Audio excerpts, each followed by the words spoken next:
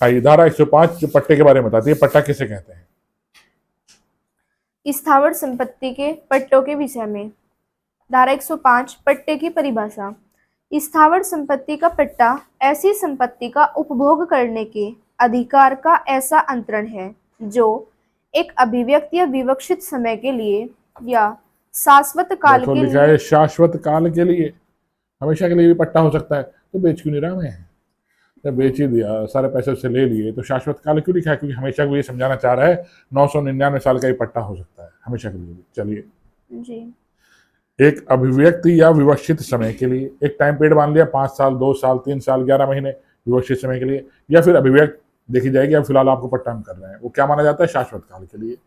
चलिए किसी कीमत जो दी गई हो या जिसे देने का वचन दिया गया हो, अथवा धन या फसलों के अंश या सेवा या किसी अन्य मूल्यवान वस्तु के जो कालावधीय रूप से विनिर्दिष्ट अवसरों पर अंतरित द्वारा जो उस अंतरण को ऐसे निबंधनों पर प्रतिग्रहित करता है, अंतरक को की या दी जानी है, प्रतिफल के रूप में किया गया हो। बस प्रतिफल के रूप में किया गया। क्या करा? मैंने अपना बाग आपको पट्टे पे दिया, 5 साल के लिए दिया, हर साल आप सालाना मुझे इतने पैसे देंगे, क्या है? पट्टा।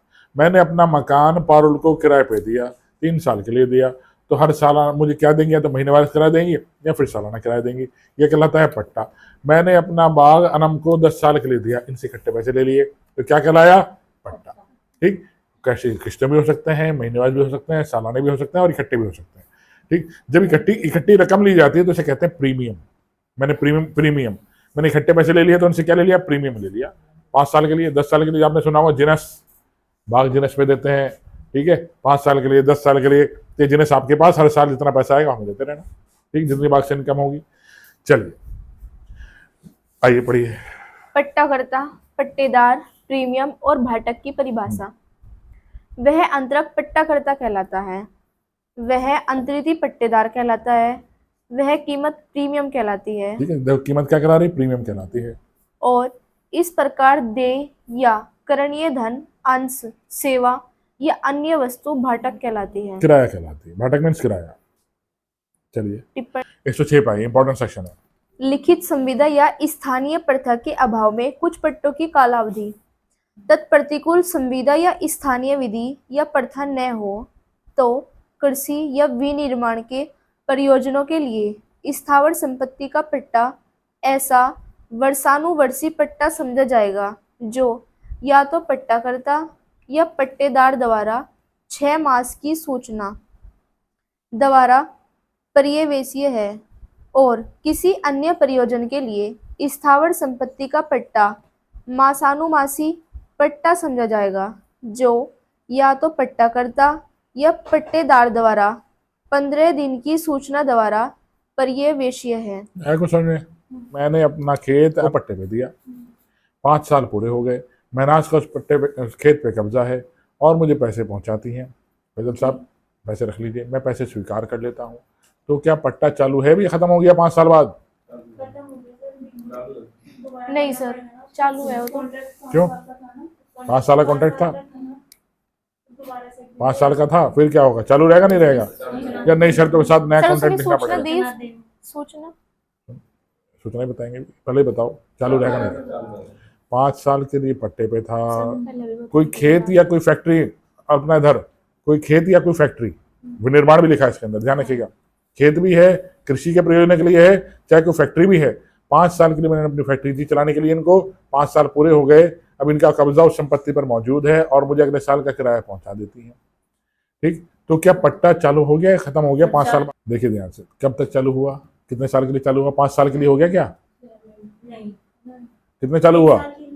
1 साल के लिए, 6 महीने के लिए। और वो सोचो, क्या 5 साल के लिए दोबारा रिन्यू हो गया क्या अगर मैंने पैसे स्वीकार कर लिए? ये वर्षानुवर्षी करके आपको यही समझाना चाह रहा है एग्जामिनर, विधायिका, कि जब 5 साल का पट्टा था, 5 साल गुजर गए और पट्टाकर्ता संपत्ति पे कब्जा, पट्टेदार संपत्ति पे कब्जा बरकरार रखता है और मुझे पैसे पहुंचा देता है, मैं स्वीकार कर लेता हूं, तो 1 साल के लिए दोबारा रिन्यू हो गया, 5 साल के लिए नहीं, वर्षानुवर्षी पट्टा माना जाएगा। और अगर मुझे अपनी संपत्ति खाली करानी है, 6 महीने का नोटिस नहीं देना पड़ेगा। इनको संपत्ति खाली करनी है तो एकदम ये भी खाली नहीं कर सकते, इन्हें भी 6 महीने पहले नोटिस मुझे देना पड़ेगा। दौड़ गया, ये तो हो गया किसके लिए, कृषि और विनिर्माण के लिए। मैंने अपनी दुकान अनम को दे रखी है 3 साल के लिए, ठीक, 3 साल पूरे हो गए, ठीक, दुकान दे रखी है, 3 साल पूरे हो गए, ये मुझे किराया पहुंचाती हैं, तो 3 साल के लिए रिन्यू हो गया क्या किराया? कितना होगा? महीने दर महीने दौड़ा। अन्य प्रयोजनों के लिए मासानुमासी होगा। और अनम को मैं अपनी मेरी दुकान खाली करनी है या मुझे दुकान खाली करानी है तो 15 दिन का नोटिस देना पड़ेगा। यही है किराएदारी का नियम, और यही है पूरा 106 जो आप समाज में देखते हैं, ठीक है, कि मकान खाली करा नहीं करा, क्या कंडीशन है, कब वर्षानुवर्षीय होगा, 1 साल के लिए होगा, 5 साल के लिए होगा।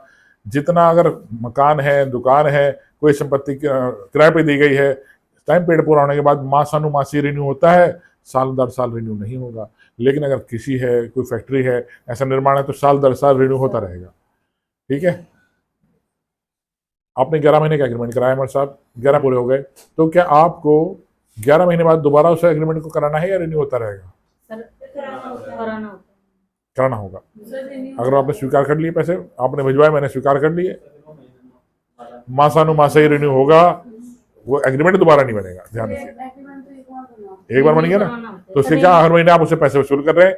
एग्रीमेंट बना के क्या फायदा होता है कल्पना? स्टेटस डिफाइन कराना होता है। एग्रीमेंट का उद्देश्य होता है स्टेटस बताना कि आप टेनेंट है, मैं लैंडलॉर्ड हूँ, या आप लैंडलॉर्ड है, मैं टेनेंट हूँ, मैं किराएदार हूँ। इससे स्टेटस बनता है दोनों पार्टीज का। वो टेनेंट कभी मालिक नहीं हो जाता अगर आपने किराएनामा बनाया है, रेंट एग्रीमेंट तैयार किया है, वो हमेशा टेनेंट ही रहेगा। लेकिन आपने नहीं बनाया, वो तो बता देगा मैं 10 साल से था, 12 साल हो गए मुझे कब्जा करते हुए, ठीक है, कोई नोटिस नहीं भेजा, कोई नोटिस मेरे पास था ही नहीं, मुझे क्या पता है झूठ चीटिंग कर रहा है मेरे साथ। इसलिए रेंट एग्रीमेंट बनाना इसलिए आवश्यक हो जाता है। दौड़ गया।